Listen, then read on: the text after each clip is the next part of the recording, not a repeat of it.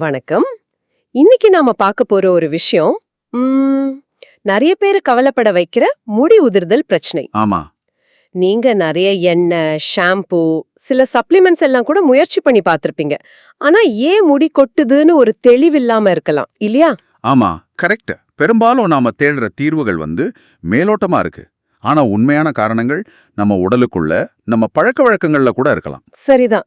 இப்போ நமக்கிட்ட இருக்கிற சில ரீசர்ச் தகவல்கள், மருத்துவ குறிப்புகள், ஆயுர்வேத பார்வையெல்லாம் வச்சு பார்க்கும்போது செரிமானம், தூக்கம், மன அழுத்தம், ஏன் நம்ம தலைமுடியை எப்படி கட்டுறோம், ஹேண்டில் பண்றோங்கிறது வரைக்கும் எல்லாமே சம்பந்தப்பட்டிருக்குன்னு தோணுது. நிச்சயமா.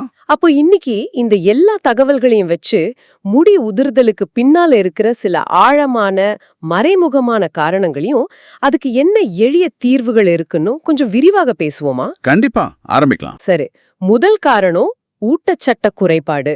இத பத்தி சொல்லுங்களேன். இது ரொம்ப அடிப்படைங்க. நம்ம உடம்பு ரொம்ப ஸ்மார்ட். அதுக்கு எனர்ஜி, சத்து எல்லாம் முதல்ல முக்கியமான உறுப்புகளுக்கு தான் போகும். இதயம், மூளை மாதிரி. முடி, நகம் இதெல்லாம் உடம்பு பொறுத்த வரைக்கும் எப்படி சொல்றது, அத்தியாவசியம் இல்லைன்னு வச்சுக்கோங்களேன். அதனால இரும்பு சத்து, ஜிங்க், வைட்டமின் டி இதெல்லாம் குறையும் போது முதல்ல பாதிப்பு தெரியறது இந்த மாதிரி இடங்கள்ல தான். அப்படியா? அதனாலதான் தொடர்ந்து சோர்வா இருக்கிறது, தோல் கொஞ்சம் வெளுப்பா போறது, அடிக்கடி சளி பிடிக்கிறது, நகம் உடையறது, இதோட சேர்ந்து முடி கொட்டுறதும் நடக்குதா? அதேதான். இது எல்லாம் அறிகுறிகள். இதுக்கு தீர்வுன்னு பார்த்தா ரொம்ப சிம்பிள். கீரைகள், நட்ஸ், அப்புறம் பூசணி விதைகள் இதெல்லாம் உணவுல சேர்த்துக்கணும். காலையில கொஞ்ச நேரம் வெயில்ல நிக்கிறது வைட்டமின் டிக்கு நல்லது. ஆயுர்வேதத்துல கூட முருங்கை, நெல்லிக்காய், குடிச்சி மாதிரியான மூலிகைகளும் சொல்றாங்க. சரி, அடுத்ததா மன அழுத்தம். இதுக்கும் முடி கொட்டுறதுக்கும் என்ன நேரடி தொடர்பு? சில சமயம் கவனிச்சிருப்போம், ரொம்ப ஸ்ட்ரெஸ்ஸான மாசத்துல முடி அதிகமா கொட்டும். உண்மைதான். அதுக்கு ஒரு மெடிக்கல் டேர்ம் கூட இருக்கு, டெலோஜன் எஃப்ளூவியம்னு. அதாவது தொடர்ச்சியான மன அழுத்தம் நம்ம உடம்புல கார்டிசோல் அப்படிங்கிற ஹார்மோனை அதிகமா சுரக்க வைக்கும். கார்டிசோல்? ஆமா, இது முடியோட நார்மல் வளர்ச்சி சுழற்சியை பாதிக்கும். நிறைய முடிகளை வேகமா உதிர்ற நிலைக்கு தள்ளிடும். ஓ, அப்போ என்ன பண்ணலாம் மன அழுத்தத்தை குறைக்க? அதுக்கு யோகேந்திர பிராணாயாமம்னு சொல்ற வயிற்று சுவாசம் ரொம்ப உதவும். தினமும் ஒரு 10 நிமிஷம் பண்ணா போதும், மனசு அமைதியாகும். அப்புறம் அஸ்வகந்தா தண்ணில போட்டு குடிக்கிறதும் ஒரு வழி.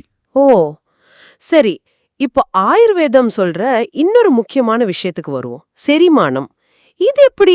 சாப்பாடு சரியா செரிக்கலனா முடி கொட்டுமா? ஆமா, ஆயுர்வேதத்தோட அடிப்படை தத்துவமே இதுதான். நாம என்ன சாப்பிடுறோங்கிறத விட அது எப்படி செரிக்குதுங்கிறது தான் முக்கியம். செரிமானம் சரியா இல்லைன்னா உடம்புல ஆமா அப்படின்னு ஒரு நச்சுத்தன்மை உருவாகும். அதாவது செரிக்காத உணவோட கழிவு இத ரத்தத்துல கலந்து மயிர்காலுகளுக்கு போக வேண்டிய ஊட்டச்சத்தை தடுக்கும். அப்போ நல்ல சத்தான சாப்பாடா சாப்பிட்டாலும் செரிமானம் வீக்கா இருந்தா பிரயோஜனம் இல்லையா? இல்ல, அதான் பாயிண்ட். இதுக்கு ரொம்ப சிம்பிளான தீர்வுகள் இருக்கு. சாப்பிட்டதுக்கு அப்புறம் வெதுவெதுப்பான தண்ணியில கொஞ்சம் சீரகம் இல்லைன்னா ஓமம் போட்டு குடிக்கலாம். ஓ, ரொம்ப குளிர்ச்சியான ஐட்டம்ஸ், ப்ராசஸ் பண்ணன உணவுகள் இதெல்லாம் தவிர்க்கிறது நல்லது. நைட்ல திரிபலா சாப்பிடுறது குடலை சுத்தப்படுத்தும். அப்புறம் மோர், காஞ்சி மாதிரி புளித்த உணவுகள் கூட செரிமானத்துக்கு நல்லது. தைராய்டு பிரச்சனைகள் பத்தியும் சொல்லுங்க. இதுவும் ஒரு முக்கிய காரணமா, குறிப்பா பெண்களுக்கு? ஆமாம், தைராய்டு ஹார்மோன் நம்ம உடலோட மெட்டபாலிசம், அதாவது வளர்ச்சிதை மாற்றத்தை கட்டுப்படுத்துது. தைராய்டு கம்மியா சுரந்தா, அதாவது ஹைப்போதைராய்டிசம் இருந்தா முடி வளர்ச்சி மெதுவா ஆகும்.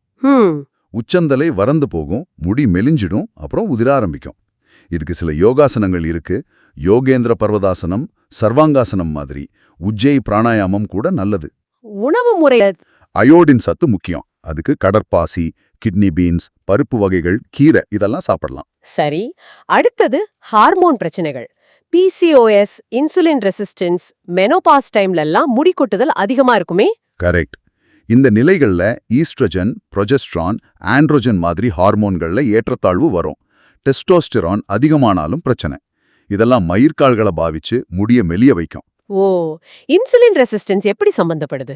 இன்சுலின் ரெசிஸ்டன்ஸ் இருந்தா அதுவும் ஹார்மோன் பேலன்ஸை பாதிக்கும். இதுக்கு ரத்த சர்க்கரையை கட்டுப்படுத்தணும்.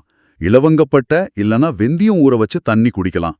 கிளைசீமிக் இண்டெக்ஸ் குறைவா இருக்கிற உணவுகளை சாப்பிடணும். சீட் சைக்கிளிங் பத்தியும் கேள்விப்பட்டிருக்கேன். ஆமா, விதை சுழற்சி, அதாவது மாதவிடாய் சுழற்சியோட முதல் 15 நாளைக்கு ஆளி விதை, பூசணி விதை, அடுத்த 15 நாளைக்கு எள், சூரியகாந்தி விதை சாப்பிடுறது ஹார்மோன் சமநிலைக்கு உதவுறதா சொல்றாங்க. ஓகே, இப்போ கொஞ்சம் வெளிப்படையான காரணங்களுக்கு வருவோம். நாம யூஸ் பண்ற ஷாம்பூ, கண்டிஷனர், ஹேர் ஸ்டைலிங் பழக்கங்கள் இதெல்லாம் எப்படி? இதுவும் ரொம்ப முக்கியம். சல்ஃபேட், பாரபின், ஆர்டிஃபிஷியல் வாசனை திரவியங்கள் இருக்கிற ஹார்ஷான கெமிக்கல் பொருட்கள் முடிய டேமேஜ் பண்ணும். ஹீட் ஸ்டைலிங் கூடவா? ஆமா, அதிகமா ஹீட் யூஸ் பண்ணி ஸ்ட்ரெயிட்னிங், கர்லிங் பண்றது, ரொம்ப டைட்டா பின்னல் போடுறது, ஈர முடிய சீவுறது, அடிக்கடி கலரிங் பண்றது இதெல்லாம் முடிய பலவீனமாக்கும். இழுவிசை காரணமா முடி உதிர்தல், அதாவது டிராக்ஷன், அலோபேஷியா கூட வரலாம். அப்போ முடிக்கு கொஞ்சம் ஜென்டில் கேர் தேவை.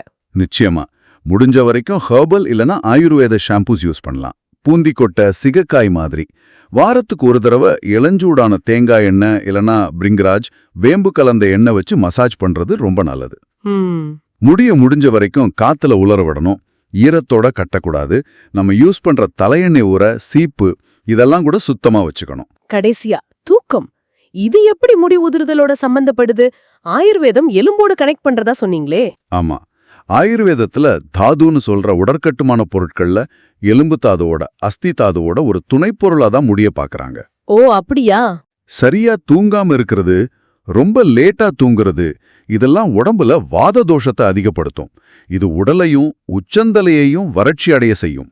இதனால முடி உடைஞ்சு உதிரும். அப்போ ஒரு நாளைக்கு குறைஞ்சது 6 to 8 மணி நேரமாவது நல்லா தூங்கணும். ஆமா, ஆழ்ந்த தூக்கம் ரொம்ப முக்கியம். தூங்க போறதுக்கு 1 மணி நேரத்துக்கு முன்னாடி போனு, டிவி எல்லாம் பார்க்காம இருக்கிறது நல்லது. பாதத்துல எண்ணெய் தேய்ச்சி மசாஜ் பண்றது பத்தி கூட சொல்லுவாங்க. ஆமா, ராத்திரி தூங்க போறதுக்கு முன்னாடி பாதத்துல கொஞ்சம் வெதுவெதுப்பான நல்லெண்ணெய் தேய்ச்சி மசாஜ் பண்ணா அது நரம்பு மண்டலத்தை அமைதிப்படுத்தி நல்ல தூக்கத்தை கொடுக்கும்.